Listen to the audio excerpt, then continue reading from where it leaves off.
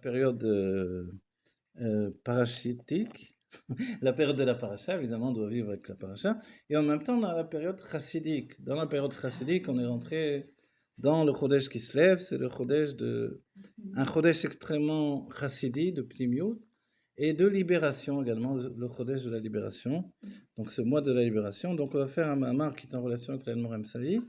B'siyata dishmaya, Shabbat Parashat Vayetze, Yud Alev Kislev, Atav Shin Mem Gimel. Voilà, Bilti Muga. Pada Beshalom Nafshi Mikravli, Ki Berabim Ayu Imadi. Donc, vous vous rappelez la notion de Pada Beshalom? Pada c'est Pidion, Pidion comme on dit, Pidion Nefesh. Donc, le Pidion c'est de racheter l'âme. L'âme a été rachetée, mon âme a été rachetée. Mikravli, de Krav c'est la chambre qui rouvre, mais c'est le Krav c'est le combat. Ki berabim ayu imadi, car nombreux, et si on garde le bête, car de nombreux étaient avec moi. Hine pasuk ze kaeb epshitut à la Géoula. Ce pasuk, ce verset, il est en relation dans le sens simple avec la Géoula. Ve'abdiya shel David Ameler, et n'oublions pas qu'on parle de David Ameler en fait. C'est lui qui nous donne tous ces psukim là, ces versets. Donc l'abdiya, que David soit délivré. David Malka Meshicha, David c'est toujours non seulement l'ancêtre du Mashiach, mais le Mashiach est appelé au nom de David lui-même. Donc le roi Mashiach. Be dibur amatril pada beshalom lekvod ushat almor emsaï ba la geoula, et dans un mahamar de l'almor emsaï avec la même parole qui débute le mahamar, des Yud qui se lèvent. La date de Yud qui se lève, vous vous rappelez? Qu'est-ce que c'est? C'est la libération de l'almor emsaï. Après l'accusation portée sur l'Admorazaken, il y a eu l'accusation sur l'Admor Emsaï. Mevaer kamadargot bageoula de pada veshalom. L'Admor Emsaï définit plusieurs niveaux de cette geoula de pada veshalom, c'est-à-dire d'être racheté dans le shalom. Ad letachlit hashlemut, jusqu'à la finalité de la perfection, chez Beinyan abdiya beshalom bageoula amitit vashlema. Du sujet d'être racheté dans le shalom, comme on est racheté de manière absolue par la Géoula Mitit Vashlema, la délivrance complète et véritable. Ube Igorota Kodesh Seif Dalet, Mevoar de Kaye la Géoula Pratit, chez Kol Echad Vechad Misraël. Be'avodatam Bechol Yom. Voilà, on parle de quelque chose qui nous parle justement, on parle de libérer chacun dans un travail personnel, en fait, dans le service qui nous appartient à chacun d'entre nous. Non seulement le service de Dieu, forcément, mais également pour nous, les chassidim, de la manière dont on intègre le divin dans notre vie au quotidien. C'est ça l'essentiel. De'aliede geoula pratit, ba'im et la geoula klalit. Et par la délivrance personnelle, nous parvenons à la délivrance complète. Ok? Ça c'est important. Voilà. Et c'est pas quelque chose, voilà. Certains disent non, pourquoi tu cherches la délivrance personnelle? Voilà. Le Rabbi l'a dit très clairement. Moi j'ai été repris quelquefois par même des vieux chassidim qui m'ont dit pourquoi tu demandes la délivrance personnelle? En fait, si le Rabbi le dit très clairement, il ne peut pas y avoir non plus une délivrance qui nous sauve. Du coup, on ne sait plus pourquoi il vient cette délivrance. Vous voyez? C'est-à-dire, nous, il faut qu'on parvienne à cette délivrance personnelle par les moyens que Dieu nous a donnés. Chacun à sa manière. Chacun dans sa vie. Chacun confronté à sa manière d'intégrer le divin dans sa vie. Non, non, non, non. C'est pas... Oui, c'est aujourd'hui la veille. Aujourd'hui le moment. Les chaim et les brachas. Que l'on tous on reçoive une force décuplée pour y arriver concrètement. Teref ou dommage. C'est pas un peu c'est pas la mentalité, elle est différente quand on parle de délivrance personnelle. Voilà, la mentalité est différente. Ils en ont. Des fois, je parle avec des gens, ils me disent, faut pas penser à ça. On est un Olam Katam. Voilà, comme on est un Olam Katam, en fait, tout ce que l'on étudie, on le souligne encore. L'étude, selon la Chassidoute, elle ne doit pas rester dans les livres. Elle devient notre vie. Or, si l'étude devient notre vie, confrontée à une étude qui nous dirige vers la Géoula aujourd'hui, on ne peut pas avoir une vie de galoute et dire, bon, qu'arrive la Géoula, mettez Hachem. Non, et alors qu'est-ce que tu as fait de cette étude? Donc en fait, on l'entraînait dans notre vie. Et on ne manque pas tous les uns les autres des épreuves particulières. Vous savez que le Rabbi a dit qu'à l'époque de la sortie d'Égypte, les Juifs n'étaient pas capables de passer des épreuves comme on les a passées dans notre passé, puisqu'on n'en veut pas d'autres. Et que, donc, ils n'étaient pas capables de rentrer dans une sorte de bilboulim, de confusion par rapport à la vie, par rapport au divin, par rapport à l'investissement que l'on a pour intégrer le divin dans notre vie et de voir que peut-être c'est pas toujours comme ça, c'est pas bien perçu, on nous demande d'être encore plus grossier, de rentrer encore plus dans le monde. Vous voyez? Donc on est un peu méboulbal. Et ce bilboul, il peut nous dire que est-ce que j'ai vraiment raison de vouloir Dieu à tout prix, de vouloir l'intégrer dans ma vie, de me dire que la chassidoute c'est l'essentiel, etc. Et c'est là où le rabbi nous dit, on doit atteindre dans ce point-là une délivrance personnelle. C'est essentiel. C'est le moyen d'accéder à la délivrance pour tout le peuple juif. Donc on n'étudie pas pour que ça reste dans les livres, c'est que ça devient notre vie.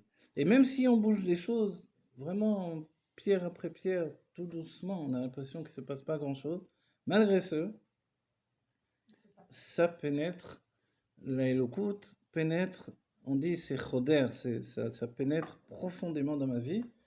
Et si bien que finalement, ça peut occasionner vraiment une transformation au moment où je ne m'y attendais pas.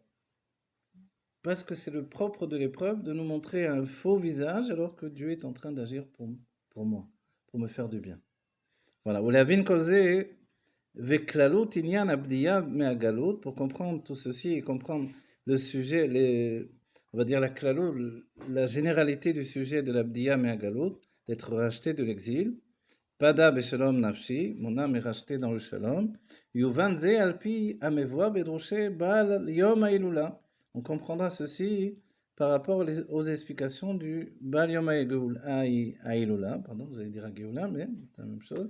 C'est l'Anne Amsei. Ve Yom Ha'uledet, ve Bal Ha'geula de Torah Chaim, Parashat Vayetze. Il faut savoir que dans Torah Chaim, Parashat Vayetze, c'est d'entre des écrits merveilleux de la Chassidut, où l'Anne Amsei, il faut avoir le temps aussi pour l'étudier, bien entendu. Mais il nous parle précisément dans les moindres détails de Jacob, Rachel, Léa, chacun à quoi il correspond, etc., etc. C'est très très beau. Il faut beaucoup de temps pour l'étudier, mais c'est vraiment magnifique. Est-ce que c'est écrit en hébreu? Oui, c'est écrit en hébreu, bien sûr. C'est le Torah Traim de Admor Amsaï. Parashat Vayetze. D'inyan Vayetze Yaakov miver Sheva, meramez l'inyan agalut veyerida. Voilà. Donc on a fait une introduction à ce cours-là tout à l'heure, et on se rend compte que Vayetze, c'est vraiment ça. C'est de descendre dans l'exil, de passer d'un monde qui est Beersheva, donc un monde divin, le monde de Hatzilut, vers un monde de la matière de la réalité. Mais pas ma réalité qui est une réalité qui conjugue le divin, la réalité que les autres veulent m'imposer. Et c'est là où ça devient un exil. Donc, chez Jacob, c'est autour de lui un monde de voleurs, de tricheurs, de menteurs, auquel, a priori, on va dire, mais est-ce qu'il n'était pas déjà préparé à tout ça? On verra qu'avec Esav et avec le travail que sa mère lui a demandé de voler les brachot, etc., se déguiser en Esav, il y avait une préparation. Seulement, il n'en avait pas conscience jusqu'où, en fait. La préparation était importante pour lui. De atchalat inyan hagalut hu biyiridat הנשמה למטה, כמבואר בתניא, פרק ל"ז. Le commencement de l'exil, c'est lorsque l'âme descend ici-bas dans le monde de la matière. Deirida zo i meigra rama lebira amikta. Vous rappelez les termes. Cette descente-là, elle est d'une cime élevée vers une fosse profonde. Et gra rama lebira amikta. Une fosse profonde amikta, c'est amok, amok, amok. Deinyan bira amikta ou prinat galut, c'est l'exil. Voilà, c'est l'âme descend, et comme celui qui ne ressent pas l'exil, forcément, comment il va être délivré? Pourquoi il va être délivré? Donc le fait de ressentir l'exil, c'est essentiel. Autrement, je ne pourrais pas être délivré du même exil, on va dire, qui est celui du rachat de mon être, de mon âme. Pour racheter mon âme, il faut qu'elle ait été emprisonnée. Ensuite, elle est rachetée. Donc le fait que l'on perçoive l'exil, c'est un fait de l'élévation même de nos âmes juives. Donc c'est normal. Donc qu'au quotidien on se confronte à une vie qui nous apporte tellement de rancœur quelquefois, c'est aussi normal. Mais la chassidoute nous propose d'être joyeux parce que c'est la joie qui l'emporte surtout et qui ouvre toutes les portes. D'accord? Qui gagne tous les combats et qui entraîne la Géoula Métit Vashlema. voilà. Deyirida zo imigra rama le bira mikta, d'inyan bira mikta ou prinat galut kepshitut inyan. Donc, dans le sens simple du sujet, chez Kacher Samim Misheu Bebor Are, Ze inyan shel massa, massa vegalut. Si on met un homme dans un puits, forcément, c'est concrètement un sujet de prison et d'enfermement, d'exil vraiment profond. Ou Kemo be Yosef, chez Samo Babor, Parashat Vayeshev. On voit que si chez Yaakov ça commence, cette rencontre avec l'exil, ça va continuer puisque Yosef vient continuer Yaakov. Donc Yosef, lui, forcément, si Yaakov a ressenti l'exil, Yosef, lui, tombe dans l'exil. Ce qu'il va démontrer ensuite, c'est qu'on est capable de remonter de l'exil, de devenir le vice-roi de l'exil, d'un certain point de vue. C'est-à-dire vraiment le bras droit de Dieu qui s'exprime dans ce monde. Ovazé Goufa Ine Aboru Bira Mikta. Donc dans ce sens-là, le bord, le puits, il est vraiment un puits profond. Bor Amok, Tachli Tayerida Shebegalut. Le fait même de la finalité, le niveau le plus bas de la chute dans l'exil. Tayerida et Mimakom Nale Beyoter. Mais quand on chute dans un puits aussi profond, il faut que l'élan qui m'a entraîné dans ma chute était extrêmement grand. Donc en fait, c'est parce que je viens de très très haut que je chute aussi profondément. Quand il y a une météorite qui arrive dans le monde, elle tombe profondément dans la terre. Parce qu'elle vient de très très haut. Igra ve'ad le igra rama. Donc en fait, je viens non seulement d'une cime, mais même d'une cime élevée. Donc nous venons tous les juifs du monde de Hatzilut, et en réalité, on a précédé le monde de Hatzilut. On est dans un monde qui dépasse tous les mondes, c'est la conscience de Dieu pour laquelle le monde a été créé, et les mondes divins eux-mêmes ont été créés pour cette conscience du juif qui va s'investir pour faire une maison ici-bas pour Dieu. Donc on vient d'extrêmement haut, et c'est pour ça qu'on peut tomber extrêmement bas. De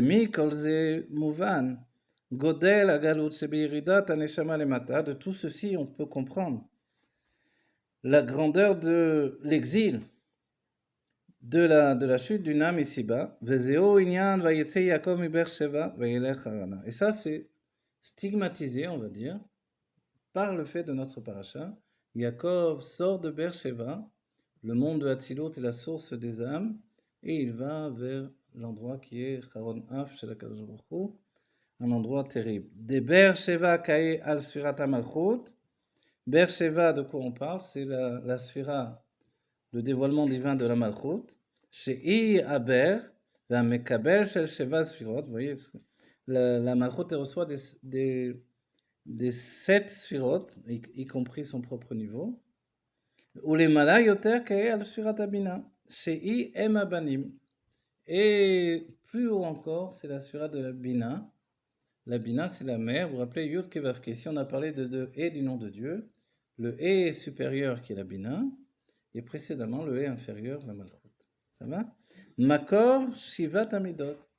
Donc quand on dit Beersheba dans la Torah, c'est ça, c'est cette idée-là en fait. La Bina et la Malchut. C'est bien que quand on parle de Sarah et Manu, de Rivka, de Rachel et Léa, on parle de ce niveau-là, à la fois la Bina et à la fois la Malchut, et puis le mouvement qui se passe entre les deux. Et le mouvement, c'est Rachel et Léa. On l'étudiera si Dieu veut un peu plus. Ok. Makor Shivat Amidot ve'al imala ba'ala beyoter beprinat haketer. Et en fait, on continue la source même de tout ça. Comme on dit, vous vous rappelez, vous savez qu'il y a deux noms qui sont en relation avec la Bina et le Keter. Le nom Elohim. Le nom Elohim est en relation avec la Bina, mais également avec le Keter. Et puis, un autre nom, c'est quoi? C'est Ekie. Le nom Ekie est en relation avec la Bina et le Keter également. Ekie, nous on le voit dans les psukim quand on dit Ekie Asher. Voilà, je serai celui que je serai avec vous dans cet exil comme je serai avec vous dans le prochain exil. Alors, ok. Et quoi qu'il. Ça veut dire quoi? Ces deux noms sont en relation avec le Keter. C'est-à-dire que Pnimiut Bina, Pnimiut Keter. Voilà, c'est ça. Pnimiut et Bina, c'est Pnimiut et Keter. Voilà. Pnimiut Atik. Quand on dit l'intériorité de la Bina, c'est l'intériorité de Atik. Même si en réalité, même Chokhmah, elle écrit Pnimiut Chokhmah, Pnimiut Atik. C'est-à-dire l'intériorité de la Chokhmah, c'est aussi l'intériorité du Keter. Alors, quelle différence? C'est que la Bina, c'est beaucoup plus puissant, beaucoup plus flagrant. Et puis, il y a une représentation. De la même manière que le Keter va enfanter tout ce qui va venir, de la même manière, la Bina va donner naissance à tout ce qui va venir. C'est elle qui enfante finalement. D'un certain point de vue, même si elle naît de la Chokhmah, c'est comme si elle redonne naissance à la Chokhmah. Enfin, c'est un autre sujet, mais c'est aussi c'est une notion qui se trouve dans la Bina. C'est pour ça la Géoula vient de la Bina. Le niveau divin qui a délivré le peuple juif en Égypte, c'est la Bina elle-même. Des Shem ou Shoresh ou Makor Aneshama. Des Sham, pardon. Des Sham ou Shoresh ou Makor Aneshama. Sham, dans le Keter, comme on a dit, puisqu'on tombe de haut, on tombe de haut de quel niveau? On a dit Malchut, et après on dit non, encore plus haut, la Bina. Et après on dit non, encore plus haut, le Keter. Mais quand on voit dans le texte, d'où on voit ça? C'était Beersheba qui était écrit, pas écrit autre chose. Donc en fait, Beersheba représente tous ces niveaux-là. D'accord? On dit, mais dans Beersheba, comment j'arrive au Keter? Par la Bina, j'arrive au Keter. Ok? Umisham Aneshama Yoredet Lemata Harana. Elle arrive, donc Harana, c'est cet endroit terrible. L'endroit terrible qui va entraîner la. Harana, c'est une notion de nudité, vous vous rappelez? Haron Af chez la Kadosh Baruch Hu. L'endroit de la nudité, de la colère de Dieu. On va dire, il est tellement terrible cet endroit que s'exprime la colère de Dieu. De quoi on parle? On va dire, mais c'est où ça? C'est en Irak.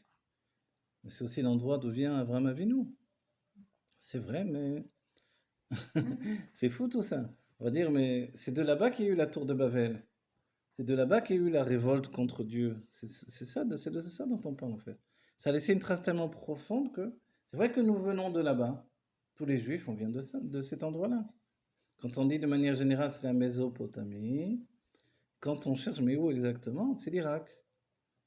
De l'Irak, on est parti vers Eretz Israël. C'est le Ler Lecha, voilà. Il n'y a plus d'Irak maintenant. Voilà, maintenant, je ne sais pas ce qu'il y a en Irak aujourd'hui. Il y a encore le tombeau de Yecheskel Hanavi qui est là-bas. Ah bon? Oui, protégé qui était protégé même par Saddam Hussein. Voilà, il marchait là. De Sham ou Shoresh ou Makor Aneshama. Ou Misham Aneshama yoredet lemata Harana Echaron Af shel Makom. Voilà. De Inyan Haran ou Otiot Rina. Et là, on va dire, mais c'est Rina. Rina, c'est la joie, vous vous rappelez? Rina, Rina. Alors la joie, et là, Sheha Enefar le Liot Chet. Ah, qu'est-ce qui se passe? Il y avait un endroit précédemment qu'on a étudié dans un mamar du Rabbi, où il nous dit en fait, Sarah, ce qu'elle a fait, c'est qu'elle a fait la réparation de la faute d'Adam Arishon par la joie, par le vin en fait. On dit que dans cette optique-là, le vin c'est le fruit interdit, donc le raisin. Et puis Adam Arishon a bu et Chava, ils ont bu du vin, et puis ça a entraîné qu'ils se sont jamais dessoulés. Alors on est dans on est on est mastoulim, dans le mauvais rêve de Adam et Chava. Ok. Mais on dit que Noah a essayé de faire le tikkun, il a planté une vigne en sortant de la Teva. On va dire, c'est ça ce qu'il a trouvé à faire. Alors, non, il a planté lui sa vigne, et il a fait le kiddush et il a chuté. Il s'est saoulé, parce qu'il est passé de la bina, c'est Yain Hamesamea, un vin qui rend joyeux, il est tombé dans le Yain Hameshaker, le vin qui rend sourd. Mais pas sourd dans le sens de mauvais, le vin mauvais. Et là, ça a entraîné une chute chez lui. Comme on verra quelquefois, certains boivent, ils ont le vin bon, même s'ils sont mastoulés, même s'ils vont boire, mais ils sont joyeux, ils sont bienveillants pour les autres. Voilà. Tandis que d'autres boivent et ont un vin mauvais. On dit que Sarah, elle n'a pas bu du vin concrètement, mais elle est remontée à sa source, la source de l'âme, et elle a réussi à transformer en fait toute cette rigueur qui pouvait chuter en un vin mauvais, la rigueur qu'elle avait envers le monde, envers Agar, elle a réussi à exprimer la rigueur, mais de manière en gardant sa joie, toujours. Et comme ça, elle a pu faire le tikkun, la réparation de la faute d'Adam Arishon. C'est extraordinaire. Donc le message, il est, quoi que l'on doive affronter dans ce monde et dévoiler même des mesures de rigueur, on doit garder la joie originelle qui est un vin de Géoula, qui lui peut nous transformer en un juif de Géoula. Ve'u kemo shematza Otiot chametz, et là, sha'en efar lechet. Voilà, là on a vu avec ce lien de chet, regardez ici, on voit que chametz et matzah, ça se ressemble beaucoup ces deux mots finalement. Pourquoi? Même tzadik, ve'e. Et tout à coup, le e se transforme en chet. Le e et le chet, c'est juste, le e, il a un petit trou en haut, une petite fenêtre en haut. Mais si on la ferme cette fenêtre, alors le e devient une chet, un chet. Chet, ça nous fait penser à la faute, évidemment. Et là, c'est un monde qui s'enferme au-dedans de sa propre faute. C'est-à-dire qu'il prend... vous savez, souvent dans la chassidut, on dit que... Le rabbi le dit dans un mahamar en particulier, il nous dit que la faute, elle est juste un moyen de me permettre de faire tchouva dans le cas où je m'étais endormi. J'étais pas en éveil dans mon avodat Hashem, donc Dieu m'a envoyé une faute pour m'éveiller. Ok. Mais si on n'a pas besoin de cet éveil, Dieu n'envoie pas une faute à un juif. Pourquoi faire? Il n'y a aucun lien entre moi et la faute. Et en fait, le sujet que quand le chet est fermé, à la place d'être un et, c'est qu'on est enfermé dans le mal, dans la faute et qu'on ne s'en sort plus. Vous voyez? Et si bien que on sait même, c'est un des sujets du début du Tanya. Si celui qui se considère comme un rachat, alors finalement il dit, bon, de toute façon je m'en fiche de mitzvot, etc., je suis un rachat. Pourquoi je vais me casser la tête, des chérim, de manger kasher, de tout. Alors c'est là où on voit que non, c'est pas bon. Il faut être que rachat velo rachat. C'est pour ça il faut que le et soit toujours ouvert, c'est la tchouva. Il faut avoir cet accès à la sortie également pour s'envoler vers les mondes divins toujours. Savoir que même si on a l'impression qu'on est un moins que rien, non, non, non. On est un juif pieux, quel que soit le juif. Des chametz, et là c'est la différence entre chametz et matzah. La matzah c'est avec un et, le chametz avec un chet. Des chametz, עניינו הוא תכלית הירידה עד שבזמנים מסוימים הוא בל יראה ובל יימצא וכולי. Le chametz c'est un niveau de... Il n'y a pas de niveau plus bas. Jusqu'à un tel niveau, vous vous rappelez le chametz? Qu'est-ce qu'il veut dire là le rabbi? C'est que quand on parle de Pessah, la halakha c'est que bal yireh on ne doit pas le voir, même un petit grain de chametz, on ne doit pas le voir. Donc, ni le voir, ni le posséder. On va dire, bon, mais c'est pas grave, on fait bitul beshishim, c'est une des bases importantes du judaïsme. Un petit garguir de pain dans tout ce qui est caché les Pessars, c'est rien du tout, ça va. Il y a bitul beshishim. Et c'est là où on dit, non, non, non, il n'y a pas bitul beshishim. Pourquoi? Parce qu'on parle du chametz. Le chametz, c'est ce qui t'empêche finalement de faire tchouva. Parce que l'orgueil, il ne peut pas résider avec Dieu. La personne peut faire tchouva du moment où elle se débarrasse de l'orgueil. Tant qu'il y a de l'orgueil, c'est pas vrai. C'est pas de la vodat Hashem, c'est autre chose. Vous voyez? C'est pour ça on dit, les sages avaient dit, jusqu'à la chassidut, on disait, un talmid chacham, il peut avoir shminit sheba shminit. C'est-à-dire une petite once d'orgueil, parce que c'est un talmid chacham, il demandait du kavod quand même. Et la chassidut dit non, même ça, c'est pas bon. Même ça, c'est pas bon du tout. C'est bien qu'on a vu les grands chassidim et les grands tzadikim se retrouver dans des situations terribles. On dit comment ils se trouvent dans des situations pareilles, oui. Comment c'est possible? Parce que finalement, il y a plus rien.